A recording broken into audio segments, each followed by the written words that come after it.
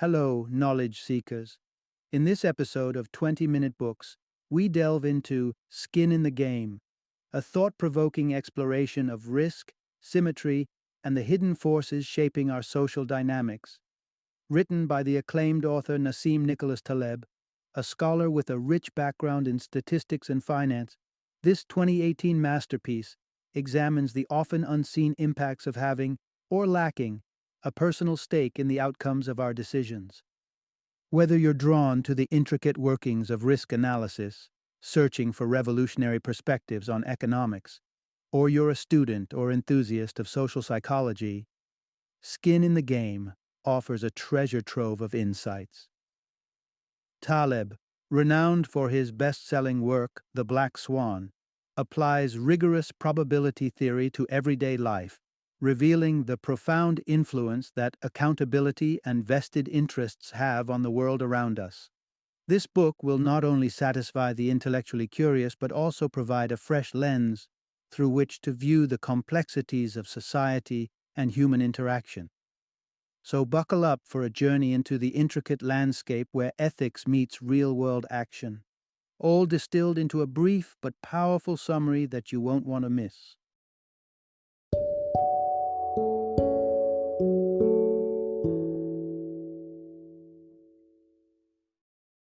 Skin in the Game, Hidden Asymmetries in Daily Life. Introduction. Unveiling the hidden forces of interactions. How symmetry and risk shape our lives. Imagine you're engaging in a dance of decision-making, with every move influenced by forces that aren't always visible at first glance. The focus of today's exploration is unveiling those hidden forces that shape the outcomes of human interactions, forces like symmetry and risk. Let's dive into this thought-provoking territory together. Delve into the depths of any deal or decision, and you'll uncover questions of balance and knowledge. Who holds the upper hand? Are the risks evenly distributed between the parties involved? Or is one side shouldering more of the burden? The answers to these questions can reveal the leverage and motivations that often remain unspoken, but are crucial to understanding the interaction's dynamics. But the concept of risk adds another layer of intrigue. How often do we truly consider what's at stake, not just for us, but also for the person advising us, be it a doctor, a salesperson, or a financial advisor? Knowing what others stand to lose provides invaluable insights into their commitment and integrity in the situation at hand. Enter the philosophy of skin in the game, a term that encapsulates just how much an individual has riding on an interaction's outcome. When someone's welfare, reputation, or financial well-being is directly tied to the advice they're giving or the decision that's being made, their level of commitment is palpable. We begin to understand why they might push for a particular outcome or why they might steer us in one direction over another. By the end of our journey today, you'll discover the significance of these underlying forces and how they can lead the minority's will to dominate the majority, explain the public's admiration for certain wealthy individuals over others, and unravel the mystery behind true employee loyalty. Let's embark on a quest to discern how much skin in the game impacts the world around us. Part 1. Decoding the Moral Dilemma. When knowledge imbalances tilt the scales. Picture a scene where ancient fishermen, huddled around their unsavory catch, come face to face with a moment of moral reckoning. When they decide to deceive Mercury, the god of commerce, into sharing their inedible meal, little do they know that the tables will soon turn, and they will be the ones consuming the consequences of their deceit. This fable isn't just a dusty tale from mythology. It's a striking metaphor for the moral quagmire that can arise in modern commerce. It lays bare a universal truth. Concealing information for personal gain is a no-go zone, be it in the agora or the boardroom.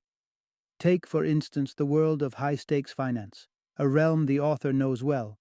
It was commonplace to witness traders scheming to unload surplus stocks onto unsuspecting clients. Instead of laying out the full picture, these merchants of the market would dazzle their clients with promises of golden returns, all while staying mum about their true intent: to offload what they no longer wanted. But the crux of the matter is this: while these antics might not land anyone in court, in many secular jurisdictions, they traverse the boundary of ethical conduct as seen through the lens of certain religious legal tenets, like Sharia law. Under Islamic law, there's an intriguing concept known as gharar, a term that calls out the unfair advantage one party holds due to superior knowledge, a disparity that can cast a shadow over the ethics of a transaction.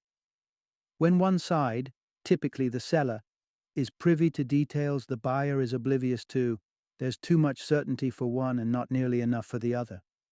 Sharia law mandates the leveling of this information playing field before any transaction can proceed with a clean conscience. Through this lens, the dodgy practices of the traders in our story are far from benign. They are seen as breaches of a sacred code of conduct, legal in some places, but morally suspect in others. It's a timely reminder that legality doesn't always equate to morality. When knowledge weighs heavily on one side of the scale, it's the duty of those in the know to balance the beam. Part 2. Minority Rule, the silent force that guides the majority. Imagine a society as a complex web woven with countless interactions, beliefs, and desires. It's here, in the interplay between people, that society reveals its true colors and intricate patterns. Much like observing a single ant tells us little about the nature of its colony, observing individuals fails to capture the essence of societal norms and dynamics. In this web of society, there exists a principle as counterintuitive as it is powerful: the minority rule. It's a curious phenomenon where a steadfast minority, even one as small as 3%, can set the course for the entire population. This isn't about sheer numbers, it's about the unwavering conviction of the few. Take, for example, the case of the United Kingdom and its consumption of lamb meat. Despite Muslims representing a mere fragment of the UK population, around 4%, a staggering 70% of lamb imports from New Zealand meet halal standards. Most Britons are dining on halal without a specific preference for it, all because of the determination of a relatively small group. This happens because minorities often have little or no room for compromise. A Muslim might strictly consume only halal food, while many non-Muslims are indifferent between halal and non-halal offerings. Faced with this disparity in flexibility, it makes perfect economic sense for sellers to cater to the specific needs of the minority, which paradoxically ends up influencing the choices available to everyone. Despite the clarity of this principle, it often escapes the notice of businesses looking to shape consumer behaviors. Consider the example of large agricultural firms like Monsanto that have endeavored to convince the American public of the non-issues surrounding genetically modified GM food. What they overlook is that people who consume GM products are usually willing to eat non-GM foods as well, while the minority opposed to GM foods are not as accommodating. So if just one person in a family of 5 refuses GM food, chances are the entire family's grocery haul will tilt towards non-GM products, assuming price and taste differences are minimal. Here, the intransigence of the minority overshadows the flexibility of the majority, rendering the millions spent by corporations to persuade the majority ineffectual. The silent dictum holds true: sway the minority with ironclad preferences, and you subdue the majority without uttering a word. Part 3. Trading freedom for security. The company-employee power dynamic. Centuries ago, wandering monks known as Girovagues traveled across Europe free from monastic constraints. They embraced a nomadic lifestyle, unburdened by wealth and beyond the church's dominion. The church, craving control over these drifters, fought to impose rules that would clip their wings of freedom. This historical tussle sheds light on a modern parallel in the corporate world. Companies, much like the church of old, exert a subtle mastery over their employees, nudging them toward a structured existence within the corporate fold. By employing individuals rather than opting for freelancers, businesses ensure a steady and reliable workforce. They trade higher salaries and the promise of stability for the employee's autonomy, locking them into fixed schedules and expectations of loyalty. Just as Girovaggias prized their liberty, freelancers value their freedom to choose work according to their preference. But the company needs the predictability and allegiance that comes with permanent staff. Yet why do many of us acquiesce to this taming of our autonomy? The answer is woven into the very fabric of our professional lives. We are conditioned for compliance. Like Pavlov's dogs, we've learned to salivate at the sound of the corporate bell, dressing the part, speaking in acronyms and corporate lingo, and defining our self-worth by our job titles and company affiliations. Those who have drunk deep from the corporate chalice may find their identities so intertwined with their employers that they cannot easily sever the tie. Their commitments, whether it's the IBM employee who only knows the camaraderie of fellow IBMers, or the Amazonian who breathes the leadership principles, extend beyond the paycheck. They've become part of a tribe that offers a sense of belonging, a shared language, and a common ethos. Yet what hangs in the balance here is not merely a job, but a chunk of one's identity. Step outside the comfort of the company's embrace, and you may feel like you're leaving parts of yourself behind. The wardrobe that's tailored to company standards, the social circle that revolves around workplace interaction, even the sense of humor that's laced with company inside jokes. In this light, adherence to the corporate way becomes more than a livelihood. It becomes a linchpin of the employee's very sense of self. The question then arises, at what point does the certainty of corporate conformity outweigh the liberation of professional autonomy? Welcome to the modern-day dilemma, where freedom is traded for security and the Girovag's spirit of independence confronts the corporate world's desire for control. Part 4. Why society applauds the self-made wealthy but scorns the silver spoon success. In our world, money equates to power and success. But when it comes to the court of public opinion, not all wealth is viewed equally. The author points out a fascinating dichotomy in our perception of the rich. We revere some, yet hold deep-seated resentment towards others.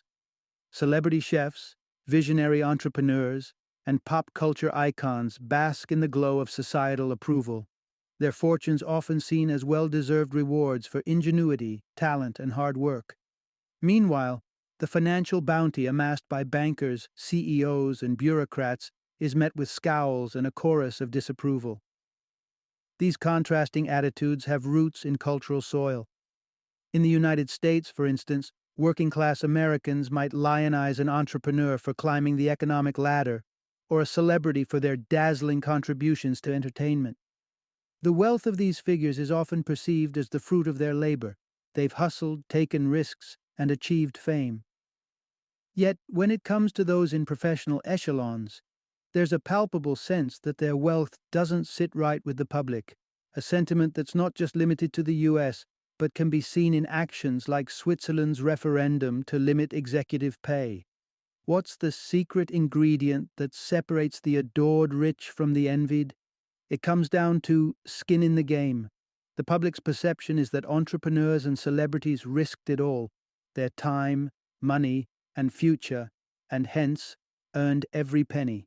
In stark contrast, wealthy professionals are often perceived to have floated to the top on a steady, risk-free salary without truly gambling anything of value. Take the case of a certain real estate mogul turned politician, Donald Trump. Conventional wisdom suggested that his ostentatious displays of wealth and a string of bankruptcies would repulse the very working-class voters he courted. However, this man's journey and setbacks were seen as badges of a true risk-taker, an entrepreneur who had wagered his all and therefore merited his opulence in the eyes of his supporters. This notion of risk and reward is deeply ingrained in the human psyche. It's an intriguing measure of social justice, society's yardstick for deciding who truly deserves their riches. Those who dare to bet their fortunes on the future wear a halo of merit, while those who accumulate wealth in the safe harbors of bureaucracy often find themselves the target of resentment. It's a tale of two riches where the narrative woven around the wealth matters just as much as the wealth itself. Part 5. When perceptions eclipse reality. The tricky balance between competence and image. Picture this scenario. You're on the verge of a crucial surgery and you're presented with two potential surgeons. One, the epitome of medical professionalism, the other seemingly out of place in an operating theatre. Your instincts might lean you towards the polished, quintessential surgeon, but the author throws in a compelling curveball. What if the less conventional choice is the more skilled? This is the crux of a fascinating dichotomy in professional success. In fields where the stakes are high and the consequences of failure palpable, like in medicine, it's competence that ultimately holds sway. Here, the risks are vividly shared between the practitioner and the recipient. The patient potentially faces life or death, while the surgeon could face grave reputational and legal consequences. But this meritocratic measure isn't universal. In arenas where the fallout from poor performance is dispersed and less immediate, image can trump competence. This is especially evident when considering the role of a CEO.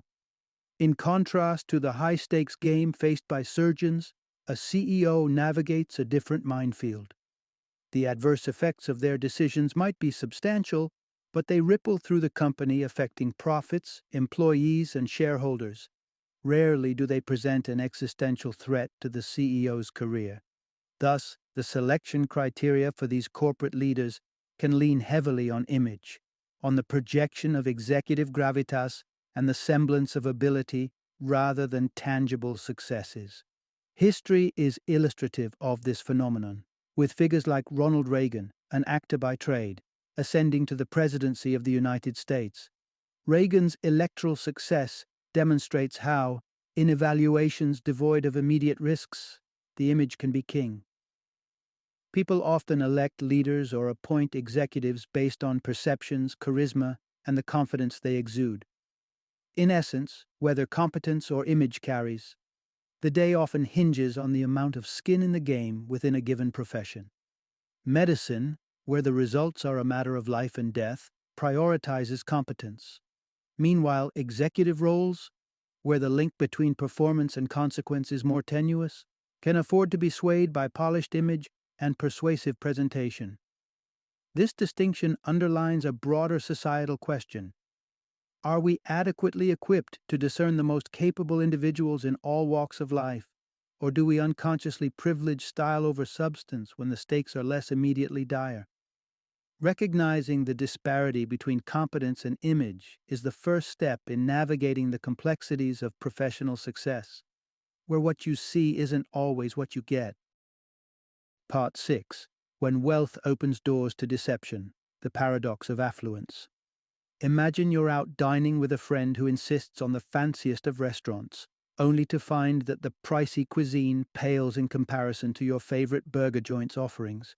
This is not just a scenario about tastes in food, but also a peek into a paradoxical trap of wealth. As the author vividly recounts from a personal dining experience, when choosing a dining venue with a rich companion, the lure of a posh Michelin-starred restaurant might seem irresistible. However, the small portions, overly complex dishes, and steep price tags often don't match the perceived value. Ironically, the wealthier friend, less sensitive to the bite of a hefty bill, readily acquiesces to paying for what might be an unsatisfying meal. This is symptomatic of a broader phenomenon. The rich, often perceived as having the finest at their fingertips, are surprisingly vulnerable to being swindled. This susceptibility is rooted in the imbalance of skin in the game between a rich customer and a persuasive salesperson. To the ordinary buyer, a splurge involves careful consideration and risk. Wasting hard-earned money is a dreadful prospect. In contrast, the rich, cushioned by their ample bank accounts, face less financial danger with each transaction, dropping their guard against overpriced or substandard purchases. The discrepancy in motivation allows salespersons, intent on earning their commissions, to nudge the wealthy towards extravagance. The dynamic is especially noticeable in real estate. The stereotypical mansion, surrounded by acres of solitude, is often pitched as the ideal dwelling for the affluent. Yet the author speculates that deep down, many wealthy individuals would find greater joy in the bustling warmth of a close-knit community rather than the echoing halls of grandiose yet isolated abodes.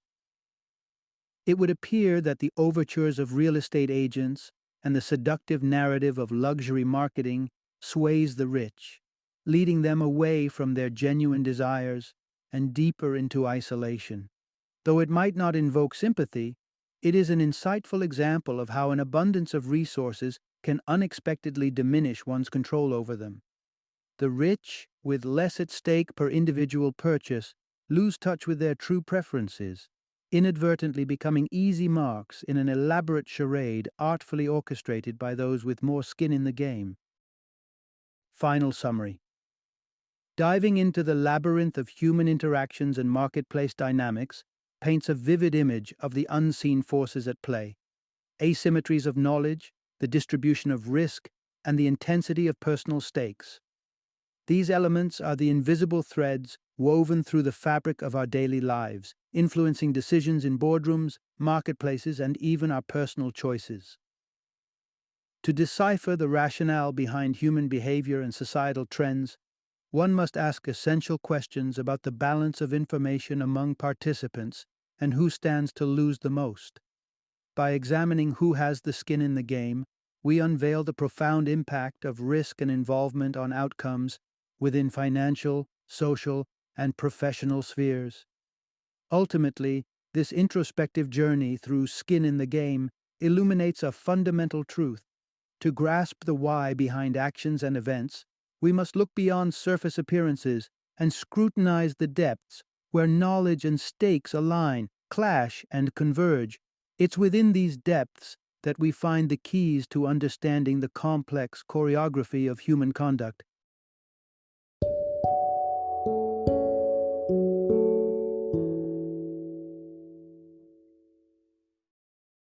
Thank you for joining me today on this journey of learning and discovery as we explored the insights of another thought-provoking book in our growing library of knowledge. If you've enjoyed our time together, please take a moment to follow our podcast, give us a 5-star rating, and share 20-minute books with other knowledge seekers. Your support truly means a lot. Don't forget to join me again in the next episode, where we will delve into another enriching book. Until then, happy reading and happy listening.